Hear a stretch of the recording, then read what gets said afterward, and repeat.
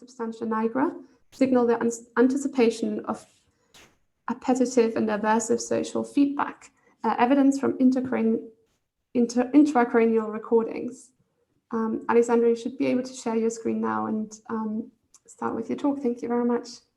I will do so. Thank you very much, Ellie, for the nice introduction. And welcome everyone to my talk today. You have just heard the title. We just dive right in. First of all, I would like to give you some background information on the topic. So on the behavioral level, when we expect to get a reward, this definitely modulates our motivation and our behavior. And it leads to increased speed or vigor of movements, for example, motor movements, which is a kind of approach behavior. And on the neural level, the key region to do that, which mediates these effects, are the dopamine neurons in the substantia nigra and the ventral tegmental area. You can see on the right-hand side in the figure, the substantia nigra. I've marked it in red for you, so you can easily spot it. These dopamine neurons, they signal appetitive and aversive stimuli. These can be, for example, food stimuli when you're handling mice or other animals. For humans, it would be monetary gains or losses, or social approval like smiling faces, and social disapproval, frowning faces, for example, or electrical shocks. And the dopamine neurons are excited by the reward cues themselves, so not only the rewards, and they're excited when you receive unexpected rewards. On the other hand, they are also inhibited by the omission of an expected reward. And this is what happens in the single dopamine neuron, but on a broader level, we can also have a look at group neural mechanisms, which is, for example, possible by looking at neural oscillations. And there we have observed, or other people's work shows that reward anticipation and reward feedback, so the receiving part, has been associated with oscillatory power increase in the beta and theta range. But the dopaminergic system declines with age. This is a non-pathological normal aging process, but we experience a gray matter loss, a myelin loss, a loss of dopaminergic neurons, and iron accumulation in the basal ganglia, which are part of the reward circuit. And this impacts the processing of reward-related information. In the kind that, for example, elderly show no prediction signal in the nucleus accumbens, which is part of the basal ganglia and receives input from the SMPTA. But the response to reward received is still there. The study has also found that the administration of L-DOPA, which is the precursor of dopamine, restores these prediction signals. And another study has shown that reward-related invigoration of response times is linked with the structural integrity of the SMPTA. Another aspect of neuronal degeneration is, or a good example is Parkinson's disease, where we have a pathological degeneration of dopamine neurons, and the patients accordingly demonstrate issues with learning from feedback. So far, so good. So what we wanted to investigate in this study is how the human substantia nigra signals the anticipation of positive and negative events. And we use social approval and disapproval as a model for these positive and negative events. And we use indirect recordings from a human SN in PD patients. Otherwise, these direct recordings are not possible. And these patients were undergoing surgery for deep brain stimulator implantation. And what we expected is that the substantia nigra responds to positive and negative predictors, and that there might be a difference between negative and positive predictor processing as well. On the behavioral level, we were interested in age differences, so younger healthy participants versus older healthy participants. And furthermore, we were interested in whether dopamine has an effect in this paradigm that I'm going to show you in a minute or in a second. So our hypothesis there for the behavioral response is that younger participants increase their response speed when anticipating to gain positive and avoid negative feedback. This is what I will refer to as the RT effect, response time effect. And we further hypothesized that the older adults show an attenuated RT effect due to the age-related decline of the dopaminergic system. And furthermore, we hypothesized that the PD patients show no RT effect of medication. So when they withdrew from the dopaminergic medication due to dopamine dysfunction. And on the other side, of course, we predicted that the PD patients would show the RT effect when receiving medication as planned by their doctors. So this is the paradigm that we use to investigate our research questions. It's the social incentive delay task, which is a modification of the well-known paradigm, the monetary incentive delay task. And it's specifically designed to investigate the neural mechanisms underlying the processing of reward and punishment. And another important aspect of this paradigm is that it allows for the examination of the different stages of reward processing. That means the anticipation phase and the consumption phase. On the right-hand side, you can see our trial design. We have three conditions. One is the neutral condition, then we have the social reward condition and the social disapproval condition. And in every trial, we would first present a cue signaling the respective condition. Then a target appears, and the task of the participants is to press a button as fast as possible when the target appears. Depending on the condition and the participant's performance, the participants receive feedback in form of a picture or photograph.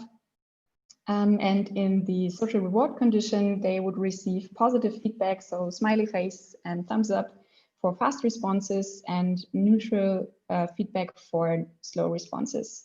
In the social disapproval condition, they would get neutral feedback for fast responses and disapproving feedback, so frowning faces and thumbs down, for slow responses. And in the neutral condition, the feedback was always neutral. So we tested 4 groups of participants. The first group is healthy young adults, 51 in total with a mean age of 23. And the second group was our healthy older adults, in sum 52, with a mean age of 64. Those both groups were tested purely behaviorally. And the third group is our first PD patient group with 12 participants in total. And those were measured intraoperatively off medication with intracranial EEG. And the last group is a group of 21 PD patients. We measured them on and off medication to compare those two conditions. And this was also purely behavioral. So we do not have any neural data from them. So these are the response times from all groups. You can see that the healthy young adults are the fastest, and then followed by the healthy older adults. And the PD patients, either group of them showed the longest response times, which makes sense since bradykinesia is one of the core symptoms of Parkinson's disease. Let's have a look on the individual group comparisons. So since response times tend to be not normally distributed, we calculated permutation tests for each of the conditions or for each of the comparisons. And we obtained for this mixed design a main effect of group and a main effect of condition, which means that we have age-related slowing in the older group. They tend to be slower in total than the younger group. And the pairwise comparisons showed that both groups, the healthy older and the healthy younger adults, speed up their response times when anticipating positive and negative feedback as compared to neutral. This is against our hypotheses. We would have anticipated an interaction here, but I will talk about the interpretation later. For the first PD group, where we could record intracranial EEG from the human SN, we conducted a time frequency analysis on the data, and you can see the results on the left-hand side. So these are the power spectra from the Q phase, and we performed a cluster-based permutation test in a field trip, which yielded a significant cluster ranging from alpha to beta frequency range and extended from roughly 210 milliseconds to 600 milliseconds. In a second step, to assess the differences between the conditions, I averaged the cluster power. You can see the cluster outlined in black in the plots. and compared them pairwise. And on the right-hand side, you can see the cluster averages or the cluster power averages. And we again had significant differences between the positive versus neutral and the negative versus neutral condition, but not between the two incentive conditions, so positive and negative. We also have the reaction times or response times from these Parkinson patients. There were no significant effects in this sample, which is what we hypothesized, but on the other hand, it's rather unstable or inconclusive since we have a very low sample size. And we were wondering whether this is the absence of the effect is grounded in medication withdrawal or due to small sample size and low power. So the last study, and I'm almost through, is the on and off comparison of the Parkinson patient sample, the second one. And here we can see that we have a group main effect and a condition main effect, which is significant, meaning that the Parkinson patients are slower off medication, which makes sense. And both of the groups, again, no interaction, show faster response times when anticipating positive and negative feedback. To sum everything up, all our participants showed the RT effect. So they increased efforts to obtain social approval and avoid social disapproval. The performance benefit was not attenuated due to neuronal degeneration. This is likely to interpret it as, they did not have to learn the stimulus outcome association in our task. It was presented and explicitly stated beforehand. They might experience problems when having to learn this association. The same applies to the PD patients. And the most important finding here is that we have activity in the substantia nigra, differentiating between neutral and positive cues, and also negative and neutral cues. Thank you very much. Thank you. You were perfectly on time, by the way. That was some good timekeeping there. Thank you so much, Alexandra, for your talk. That was very interesting. I do invite any attendees, but also the other panelists, if you have questions or you want to follow up on anything, this is like your moment. Oh yeah, please, Yelena. Yeah, I'm interested. Can you extract dopamine signal from non-dopamine signal in substantia nigra?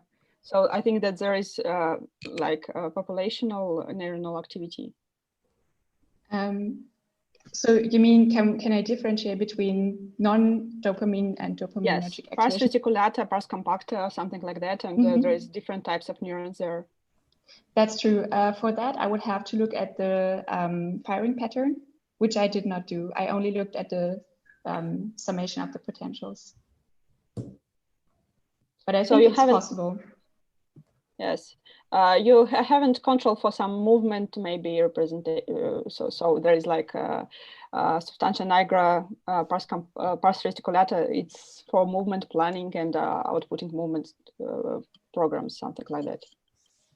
They should not have moved during the Q phase. It should be enough time free of movement. But of course, there might be some movement planning since they had to respond right afterwards. Okay. I haven't controlled for that. Yeah, thank you. Thank you very much.